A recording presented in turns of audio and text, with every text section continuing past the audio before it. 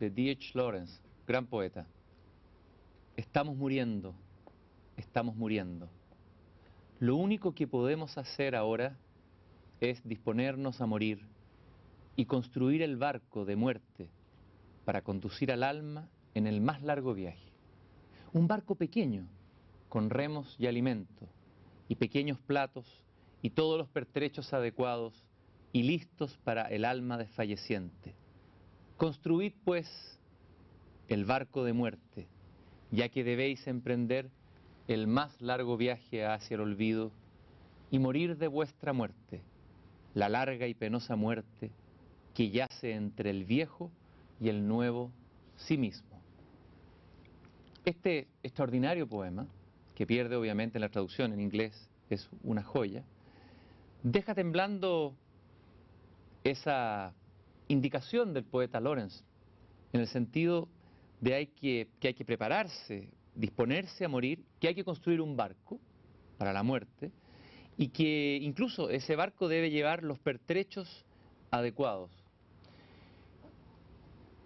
Ante este poema y ante el misterio de la muerte quedan dos caminos: o el silencio, la perplejidad ante el misterio, expresada de manera extraordinaria por los grandes poetas, o tal vez ir un paso más allá y, desde una mirada más científica o tal vez filosófica, iniciar el camino de construir o reconstruir qué significa ese itinerario misterioso entre el viejo y nuevo sí mismo.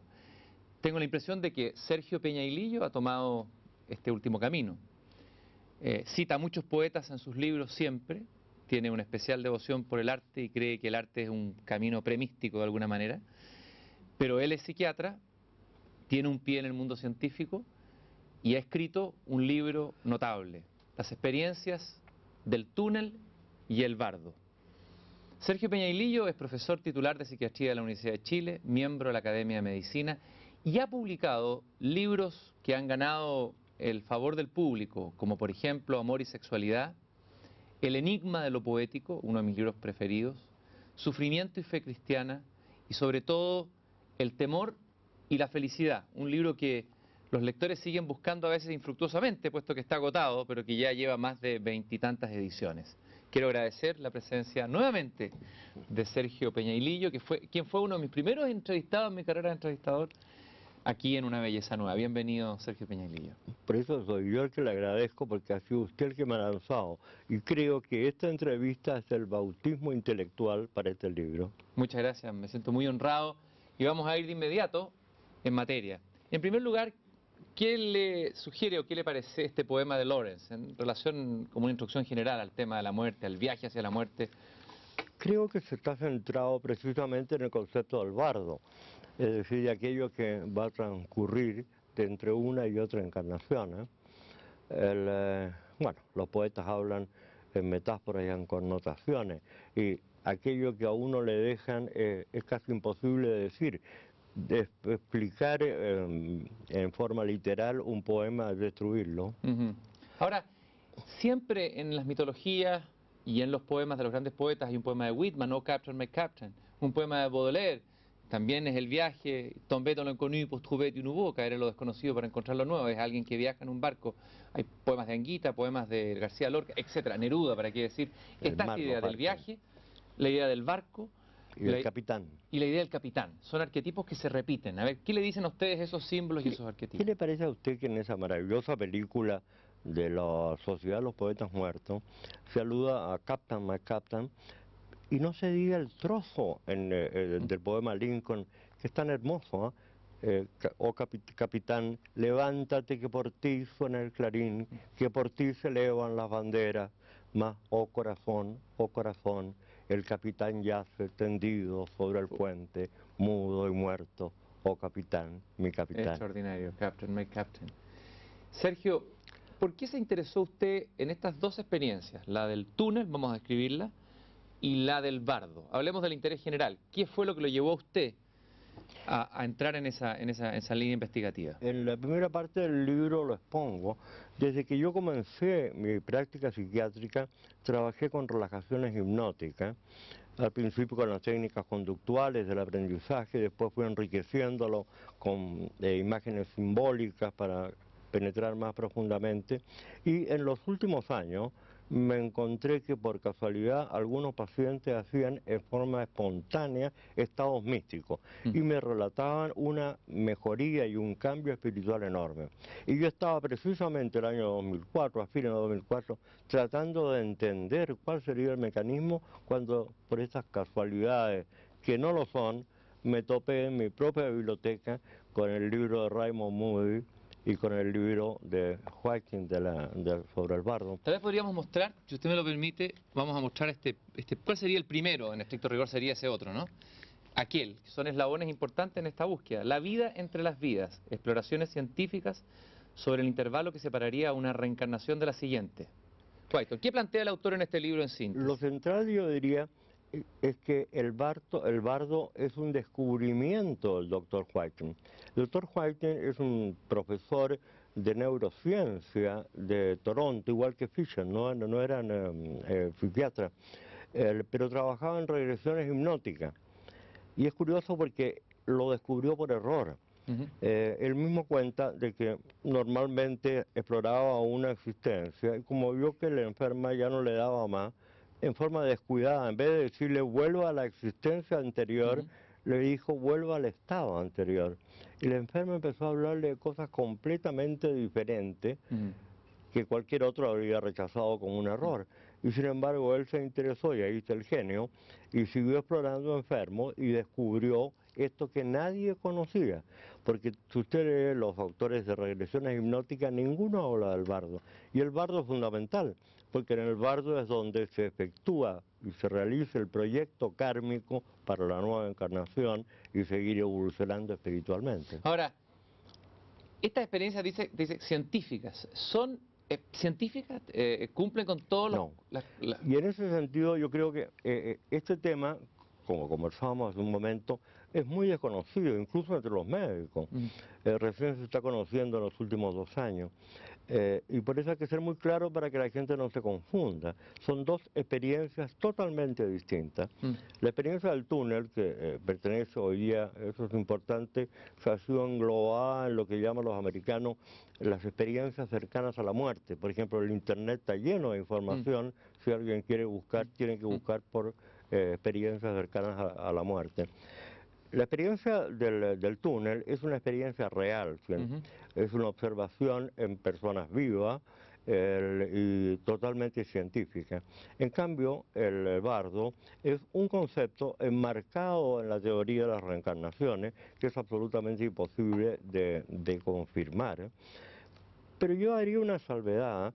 Habitualmente la gente confunde y cree que un conocimiento científico es sinónimo de verdadero. De ninguna manera. Usted incluso habla en contra del fetichismo científico. ¿En qué consiste el fetichismo científico? En creer precisamente de que solo lo científico es verdadero. Lo científico es aquel conocimiento que se logra por una metodología objetiva y susceptible de ser reproducida, pero no es sinónimo de verdadero.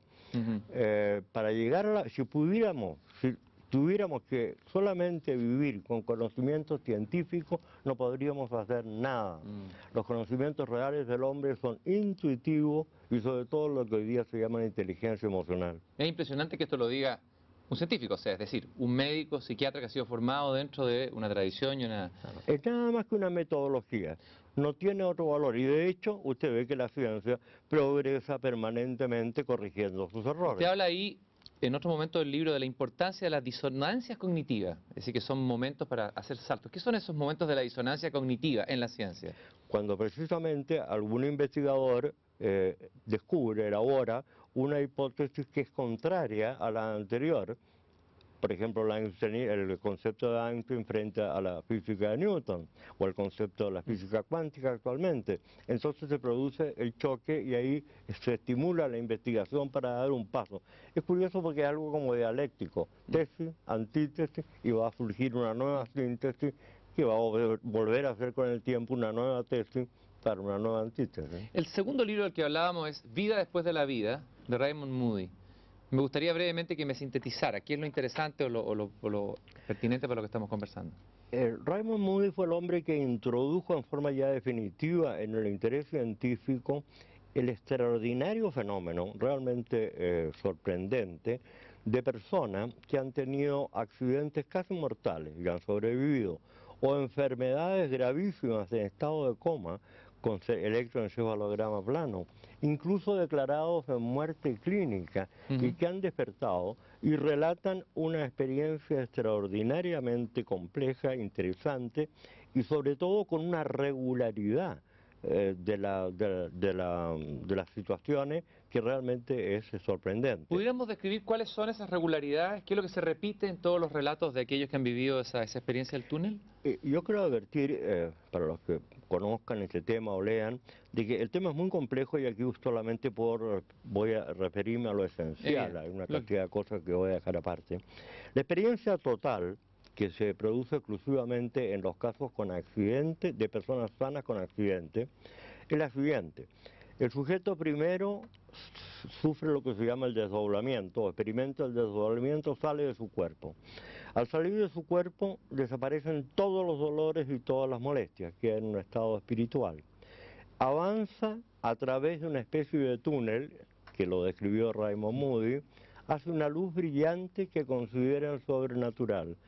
Al entrar en esa luz brillante experimentan una felicidad inefable. Un estado de actitud. Es un estado místico, una experiencia mística. En las experiencias de sujetos que han estado al borde de la muerte en los hospitales, hasta ahí llega la experiencia. Y por eso yo propongo en mi libro llamar a eso cuasi muerte. En cambio, en los accidentados, que son personas normales, la experiencia sigue. Avanzan en la luz y se encuentran con un muro. Detrás del muro aparecen ciertos seres de luz, curiosamente, habitualmente 3, otras veces algunos parientes fallecidos. Estos seres de luz les hablan telepáticamente y también algunos describen un idioma extraño, desconocido, que durante la experiencia comprenden, pero que no pueden reproducir una vez que salen de la experiencia. Ahí les indican el famoso fenómeno de hacer una revisión panorámica de su vida. En este estado es un estado atemporal, no hay tiempo, no hay pasado, no hay futuro. Es en un instante en que revisan los hechos esenciales y fundamentales de su vida.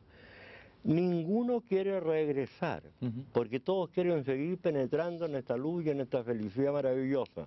Ahí se produce un fenómeno muy curioso, un desinterés completo por el mundo habitual o mundo familiar. Pero los seres de luz les dicen que no ha llegado su hora y que deben regresar. Se resisten, pero despiertan en el sitio del accidente o en el hospital. Pero ¿cuánto porcentaje dentro de lo que son las experiencias que relata la gente que ha tenido este tipo de accidentes traumáticos, cuánto porcentaje dentro de la totalidad, como para decir que sea realmente una muestra significativa, que sea solamente un grupo que ha leído su Tenemos conocimientos sobre la experiencia del túnel bastante claro. Casi en el 95% de los alpinistas o de los sujetos que han estado al borde de ahogarse o de un accidente grave relatan exactamente y con la misma regularidad, como si fuera un patrón, un circuito neuronal, por así decirlo, que se descarga.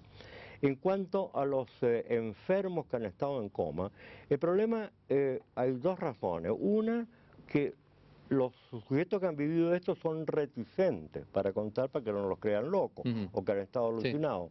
Además que los médicos, por ignorar el fenómeno, no los interrogan. Hay una investigación que se hizo sobre 600 casos de coma recuperado, pero es estadístico, no clínico. Se repartieron fichas para que el equipo médico interrogara y se encontró que la experiencia estaba en un 10% de los enfermos en coma que se recuperaban. O sea, mucho menor que lo que ocurre en los graves accidentes. Ahora, el hecho fundamental, el que realmente sorprende y que yo creo que en este momento tiene cautivado todo el interés de la neurociencia, es que en cerebros que están paralizados con electroencefalogramas plano, es decir, muerte cerebral. Sin embargo, existe este psiquismo sutil que nadie conocía, que tiene incluso ciertas características superiores al psiquismo habitual, como una hiperlucidez de la conciencia, una capacidad sensorial, auditiva y visual extraordinaria que no se tiene en la vida real. Fíjese que se han hecho investigaciones en ciegos que llevaban más de 10 años de ceguera y en el momento de vivir la experiencia por un paro cardíaco o un estado de este tipo, ven. Moody escribió 2 libros, el año 75 este primer libro, y 3 años después publicó un segundo libro, algo más sobre la vida entre las vidas, en que se dedicó a tratar de comprobar la veracidad de lo que relataban. Por ejemplo, estos ciegos relatan exactamente las personas que estaban, no son recuerdos, las personas que estaban, las conversaciones que tenían, conversaciones a distancia, describen métodos de reanimación que los médicos están haciendo y que ellos ignoraban, y repiten los comentarios que entre los médicos... Impresionante. Ahora, este psiquismo sutil o subliminal, lo llama usted también, extracerebral, tratemos de describirlo. ¿Qué sería este psiquismo del cual se conoce prácticamente nada?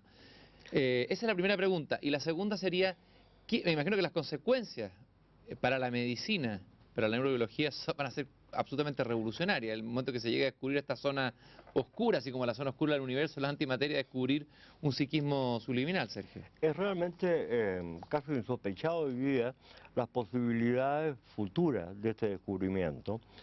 Desde luego, este psiquismo sutil era absolutamente desconocido por la ciencia. Solamente conocíamos el psiquismo neuronal, el psiquismo cerebral.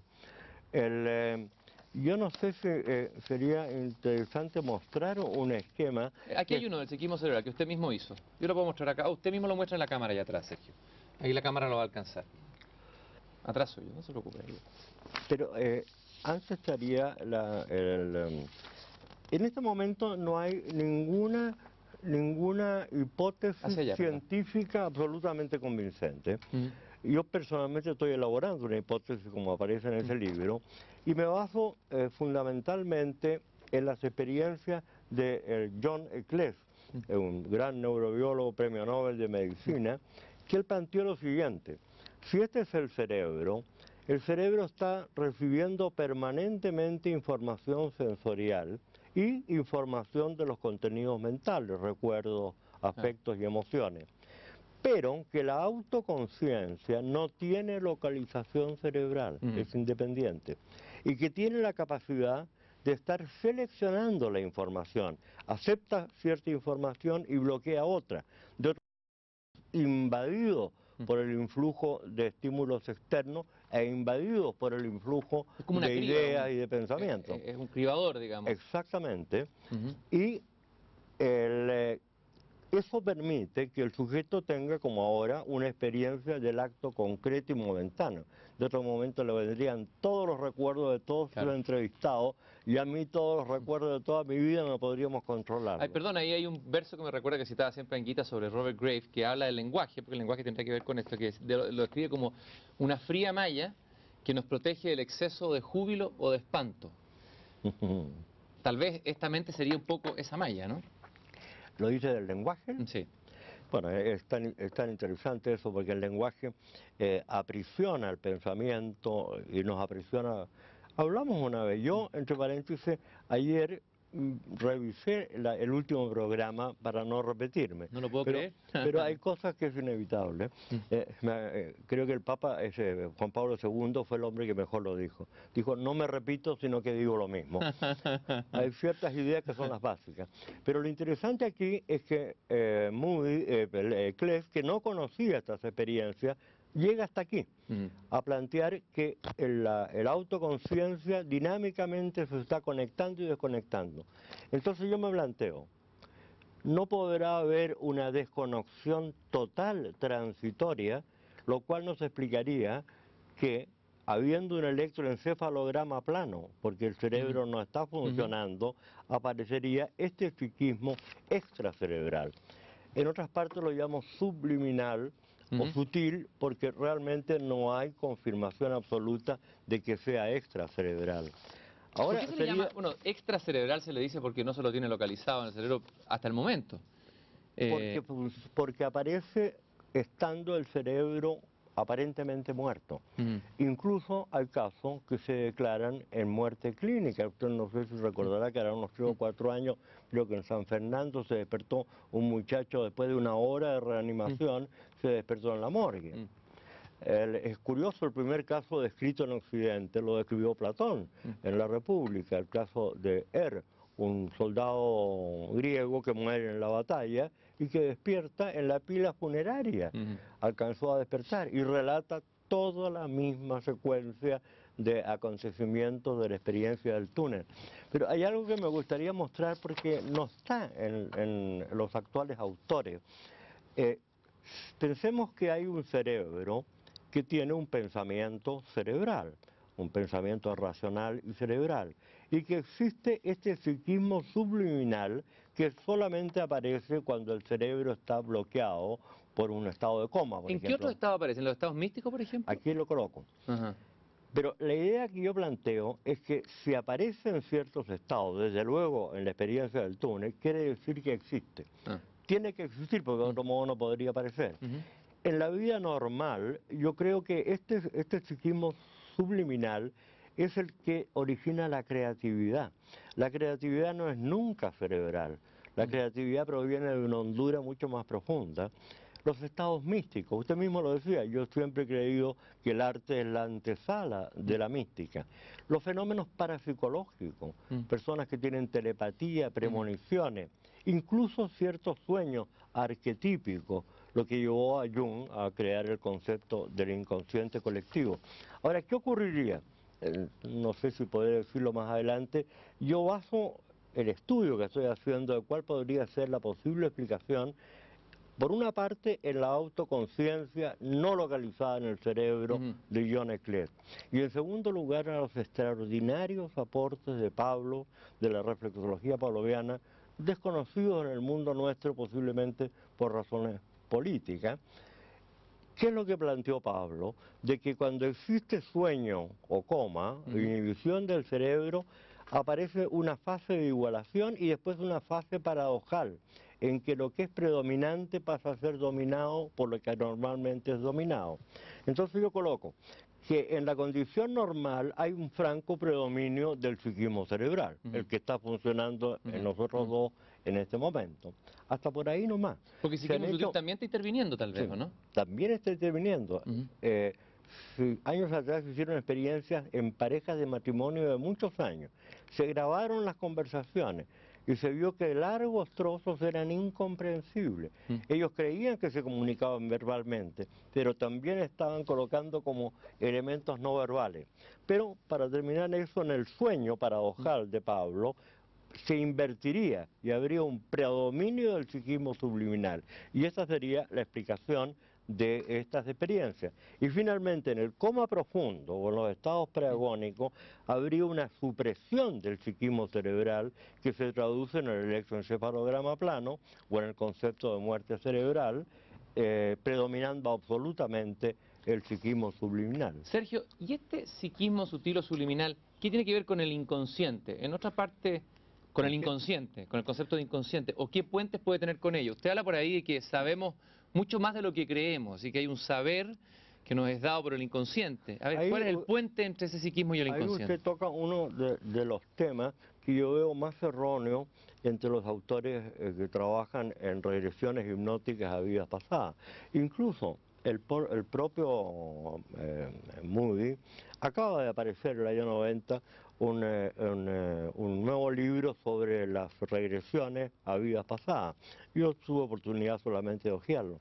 Pero él también piensa en el subconsciente. Ujú, El gran problema del bardo y de las reencarnaciones es cómo se transmite la memoria kármica. ujú, Desde luego no es genética, ujú, porque genéticamente a lo más yo podría recibir el proyecto kármico, la memoria ujú, kármica de mi padre y de mi madre.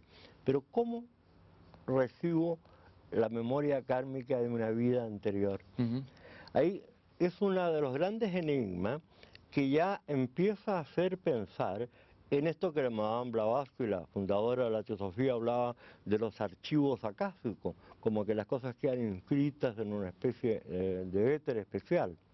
Otro fenómeno increíble es esto que le acabo de decir, de que el sujeto mientras está en este estado, un ciego puede ver, se exalta la audición, es decir, tenemos órganos de los sentidos.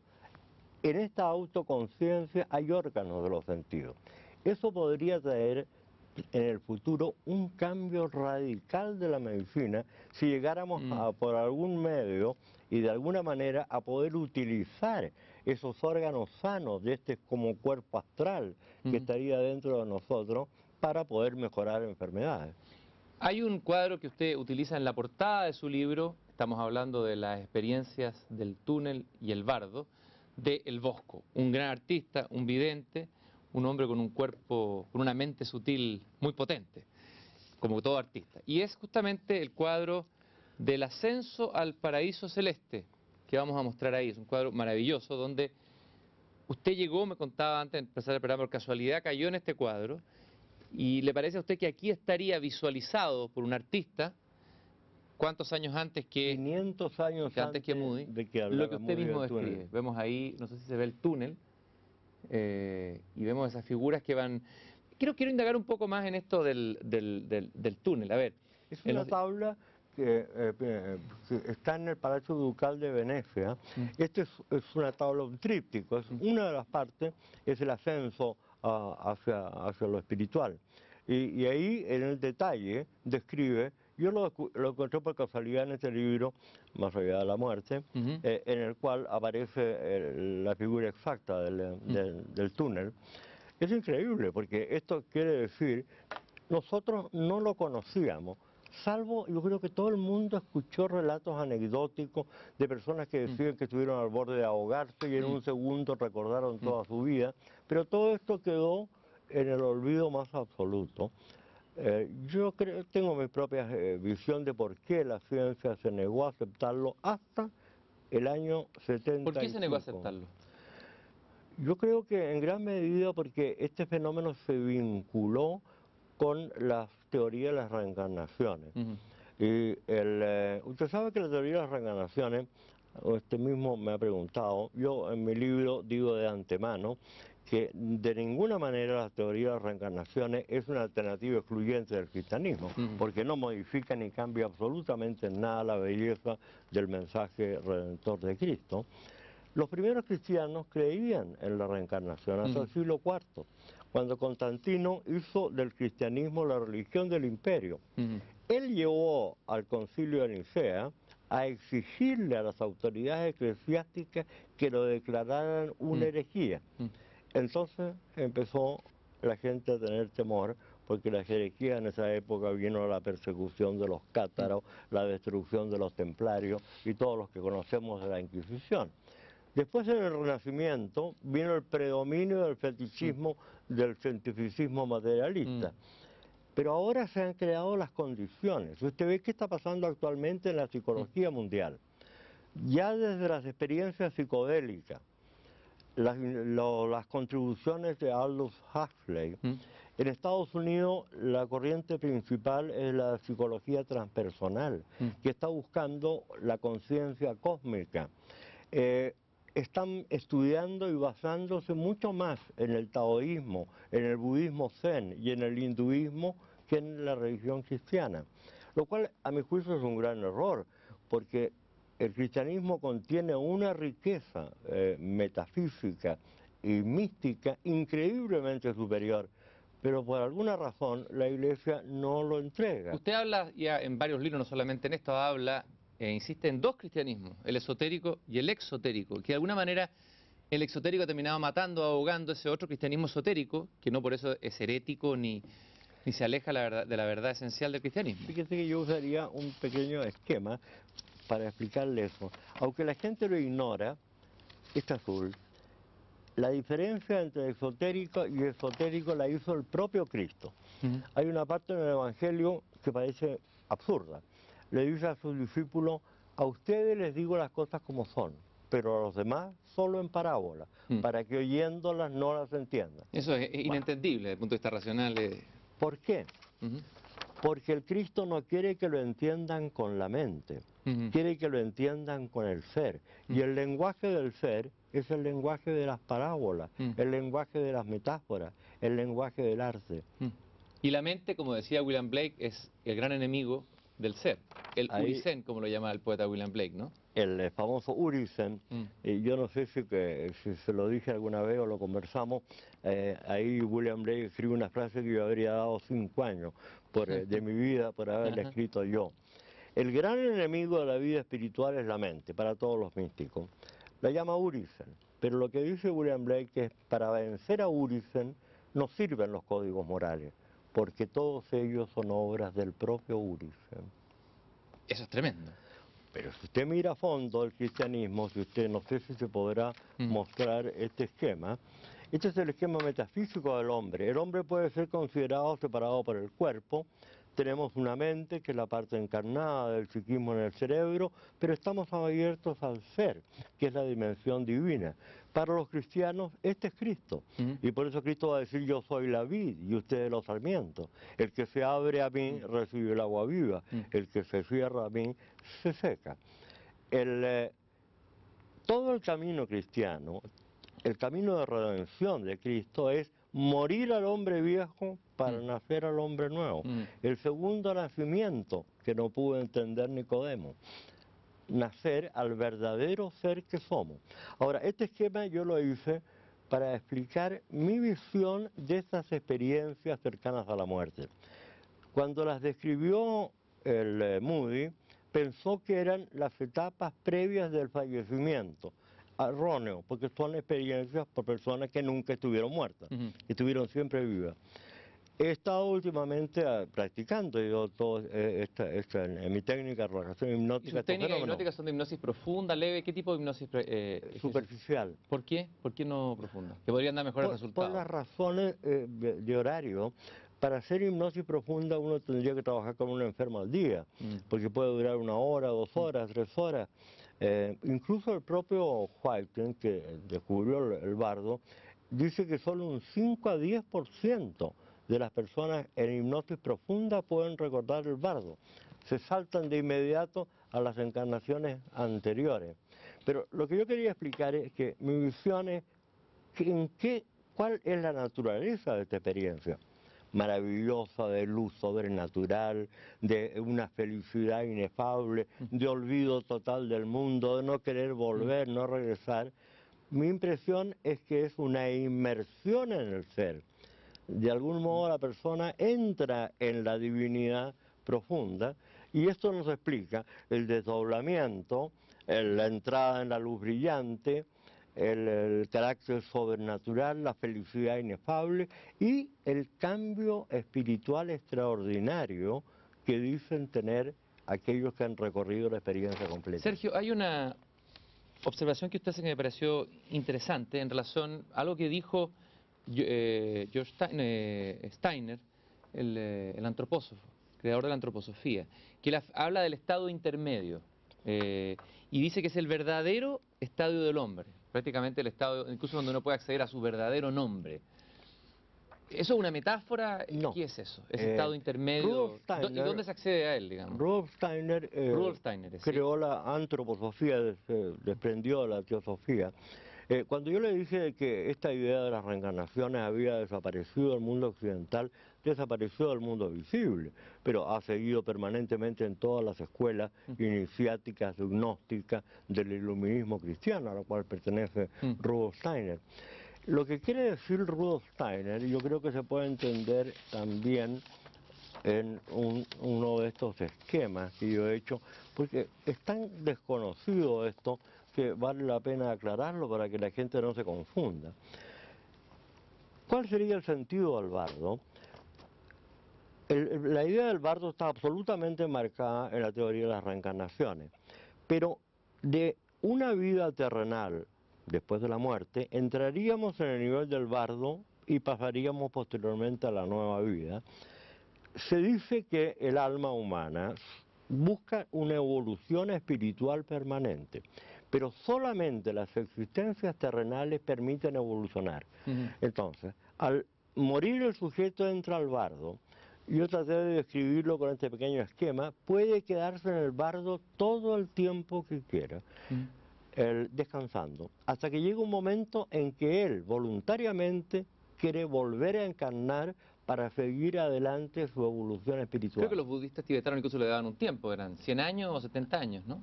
Se dice que en el pasado podía ser hasta de miles de años, pero Whiting sostiene que en sus enfermos está acortándose a un promedio de 40 años, posiblemente debido a las necesidades de la humanidad actual, porque realmente estamos en un momento de una crisis que o se produce el tercer gran salto evolutivo a la conciencia espiritual o simplemente estamos perdidos.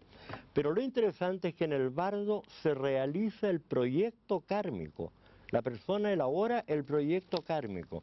Y hay algo ahí también que creo bastante interesante, no sé si lo tiene usted. No, eso no lo tengo. No importa, lo puede explicar por último sin esquema, ¿sí?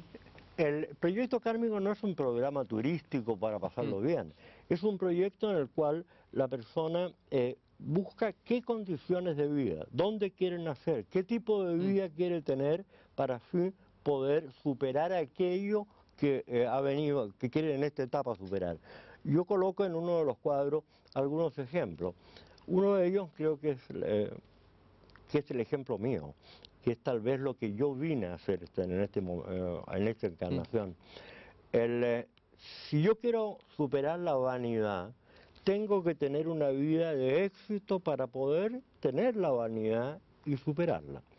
Pero en cambio, si yo vengo a vencer el rencor o el odio, tengo que tener una vida miserable, llena de injusticia, para experimentar la rabia y el odio y el rencor y poder superarlo. Es por eso que, en cierto modo, bueno, no en cierto modo, sino que todas las religiones no explican la tremenda injusticia y aparente desigualdad que existe en las vidas humanas, a menos que existan las reencarnaciones. Es probable que algunos digan que esto se aparta de la ortodoxia del cristianismo. Sin embargo, usted ha dicho algo, una idea que me parece muy interesante. Usted dice que no es solamente...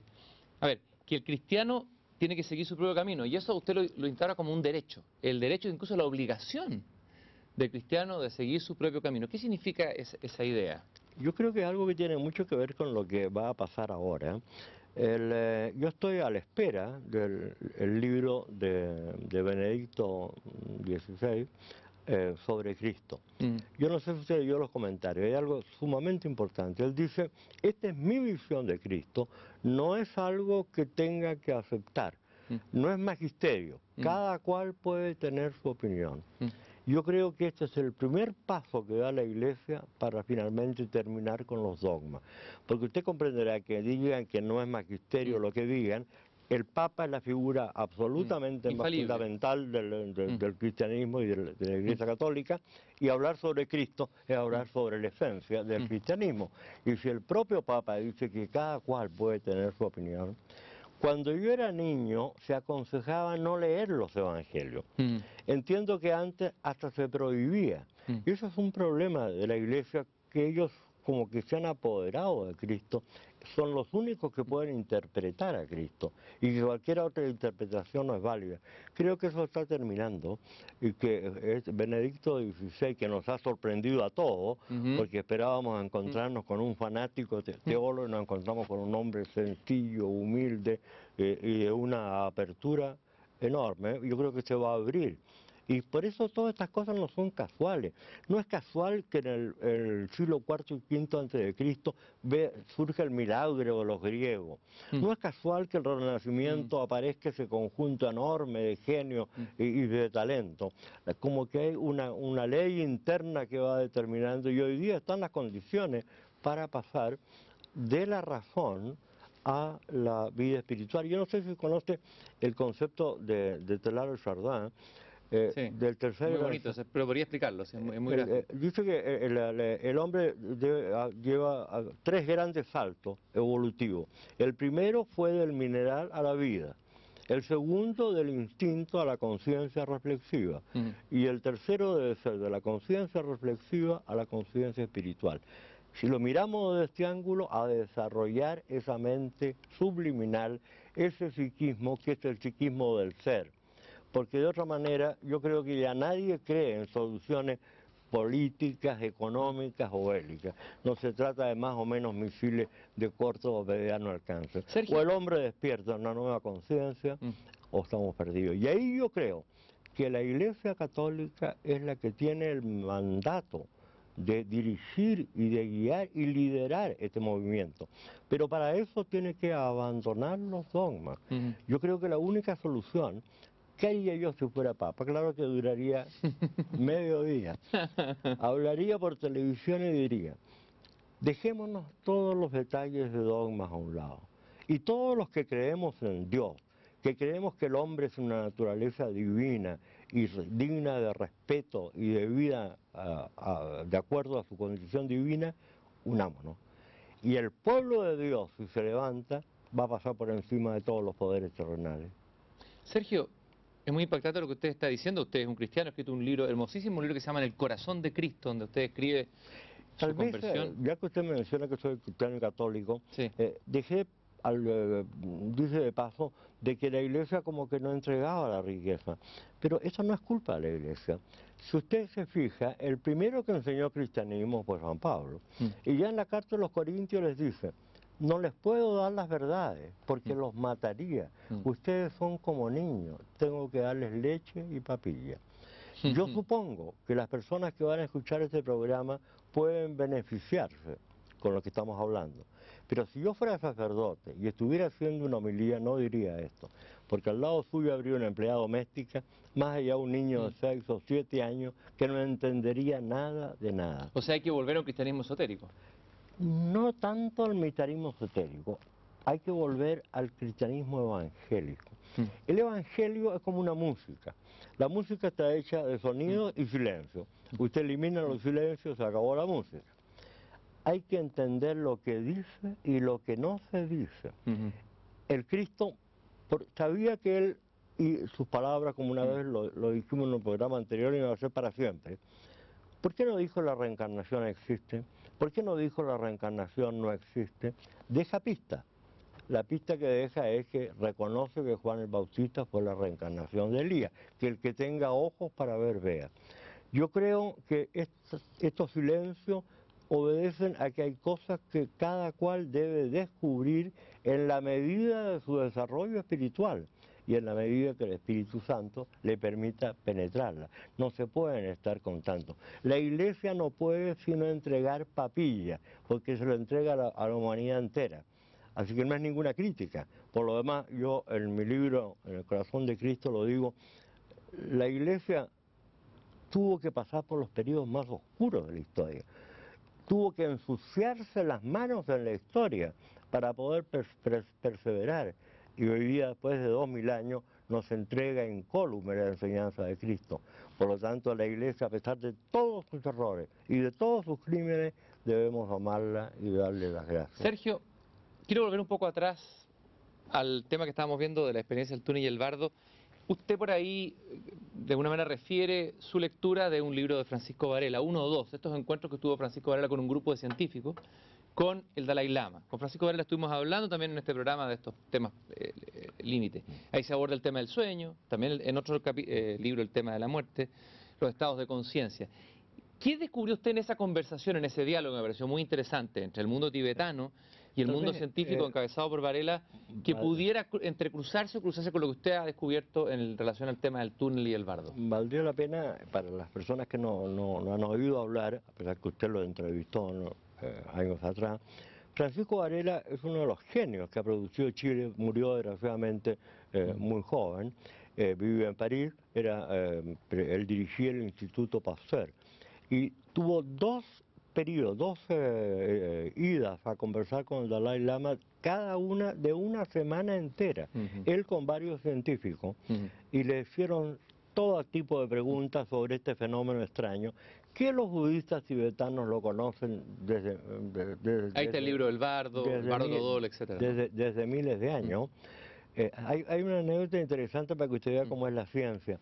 Varela fue alumno de Humberto Maturana. Ujú. Humberto Maturana es un gran científico, ha sido postulado hasta candidato para el premio Nobel. ¿Y te conoce la anécdota cuando se recibió de biólogo Varela y habló con Humberto Maturana porque le dijo que quería trabajar con él y estudiar con él?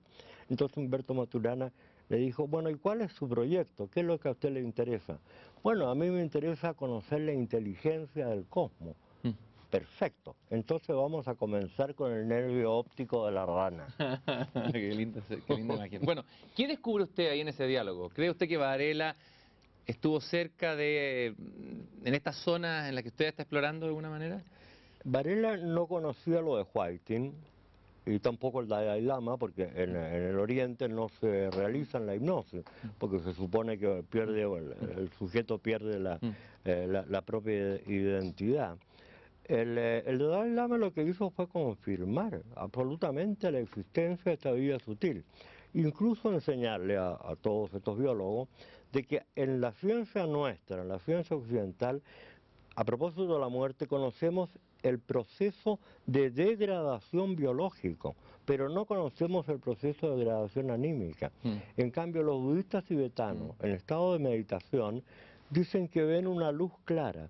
Y mientras existe esa luz clara, el sujeto puede revivir, es reversible.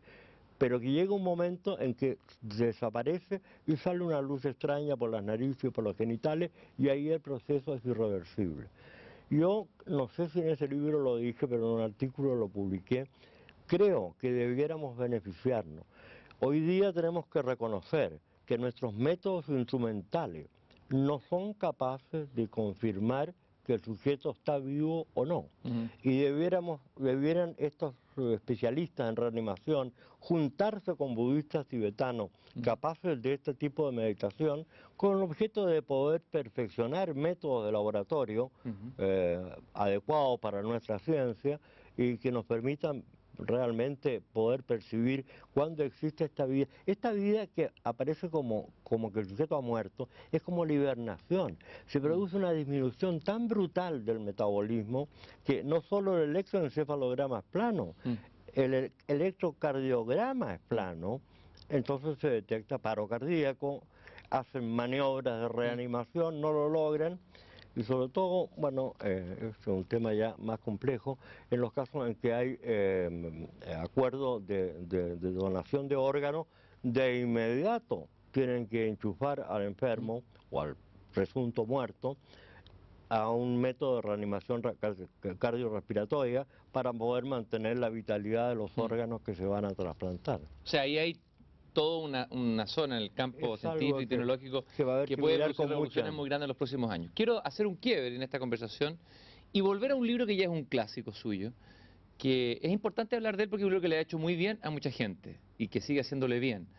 Decíamos al comienzo que es muy difícil encontrarlo, puesto que se ha agotado, probablemente habrá una nueva edición, así lo esperamos. El libro se llama El temor y la felicidad. Y quería partir, para que hablemos sobre el temor y la felicidad, qué tema, con una cita de Dostoyevsky, una de mis citas favoritas, que dice: el hombre es desgraciado porque no sabe que es feliz. Eso es todo. Si cualquiera llegara a descubrirlo, sería feliz de inmediato, en este mismo minuto. Todo es bueno. Esto lo dice Dostoyevsky después de la experiencia que tuvo en Siberia, que estuvo a punto de morir, a propósito de la muerte, pero eso no fue una experiencia del túnel ni del barro, sino que fue una experiencia de los últimos minutos de vida y tuvo un éxtasis con la existencia y una conversión. Bueno, ¿Qué le dicen a usted en relación a lo que usted ha investigado sobre la felicidad, lo que dice Dostoyevsky? fue a raíz de una experiencia mística. Dostoyevsky era muy religioso y místico. Usted sabe que los epilépticos con gran frecuencia tienen este éxtasis místico. A lo que él alude con ese pensamiento es que si el hombre tomara contacto y conciencia de su verdadera vida, que es la vida interior, encontraría cuenta que es plenamente feliz. Ujú. Pero al vivir en la mente cerebral, desconectado de la conexión interna, Ujú. entonces cree que existe la infelicidad. Fíjese que eso toca con esta estupidez de la bestseller sobre el código de Da Vinci Mm. que se ha escrito. deformando totalmente el sentido del Santo Grial. Usted ve que en ese libro yo escogí el Grial Sí. como símbolo, tomándolo de la leyenda del rey Arturo. ¿Qué es lo que es el Grial? Desde luego se dice no hay ningún camino en la tierra que conduzca hasta el Grial, y solo puede encontrarlo el que tiene el camino dentro. El Grial es la búsqueda de nuestra conciencia profunda, de esta inmersión en el ser interno, el encuentro con el Cristo interno que es la felicidad. La infelicidad está en la mente. Ahora, en mi libro yo lo toco de otro modo, porque en el fondo diga lo mismo. Nadie nace feliz ni desgraciado, y la felicidad o la desdicha no depende tanto de cómo la vida es, sino de cómo se la vive. Pero usted, me gustó una idea, hay muchas ideas interesantísimas en el libro, cuando usted habla de qué es la valentía, primero, en la vida, que es ser valiente, y luego habla de la timidez ante la vida y la avaricia del alma. Me gustaría que habláramos de valentía, timidez y avaricia en relación a lo que estamos conversando. Frente a la avaricia, creo que la idea me surgió del comienzo de la Divina Comedia. A los primeros que encontró el Dante en las puertas del infierno fue a los cobardes, a los que nada hicieron en la vida por temor a equivocarse. Aquellas personas que no se atreven a vivir por miedo a cometer pecado, por miedo a recibir castigos posteriores, esos avaros del alma, yo creo que a ellos se refería el Cristo cuando dice en el Apocalipsis, o frío o caliente. A los tibios los escupiré de mi boca. No tienen nada que ver conmigo. Ahora, a propósito de la valentía, yo cito ahí una hermosísima reflexión de Bergson, el gran filósofo francés. La valentía no es la temeridad, no es no tener temor, es vencer el temor cuando hay una razón que lo hace legítimo. Y hace el siguiente relato. No es valor la imprudencia de un niño que entra en la cueva del león. El valor es el del padre, que temblándole las piernas entra a buscarlo. Extraordinario. Bellísimo. Es muy hermosa esa. ¿Y qué significa ser valiente en relación al tema de la felicidad? Ser valiente es ser consciente de los riesgos que la vida tiene, pero enfrentarlos y asumirlos cuando hay una razón superior que a uno se lo indica. No lanzarse a correr a 400 kilómetros por hora, ni tirarse imprudentemente por el elástico de no sé qué altura, porque ahí no hay ninguna razón que justifique. El valor es la superación del miedo.